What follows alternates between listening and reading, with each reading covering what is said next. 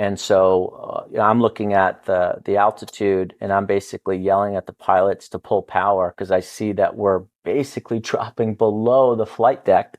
We're supposed to be above the flight deck. We just took off the flight deck, and now the flight deck is above us. Oh, And we have a bunch of people in the cabin, yeah. gear. I mean, it's sloppy. You have wires and cords hooked up to your helicopter, and we have all of their gear and our gear, and everything's buttoned up and closed. The doors are closed, the windows are closed, and they are not on the ICS, so they cannot actually hear what's going on. They're just sitting in pitch darkness, noisy as hell. Helicopters are noisy as hell.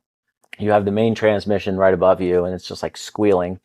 And so we didn't have enough power. And so the pilots are trying to pull power, and we were getting closer and closer to the water. I think our wheels actually were hitting the water at that point. Our tail was dipping. And at the minute your tail or your rotor arc hits anything, you're done. Yeah. And when helicopters hit the water, they turn upside down right away. And we had to do a lot of training. The training in Pensacola that we did called the Helo Dunker, where you really learn how to survive a crash. And all that really means is that prepare for impact. Once you prepare for impact, you'd have to grab a reference point because immediately all of the weight of the helicopter is on top, the motor, the transmission, all of that.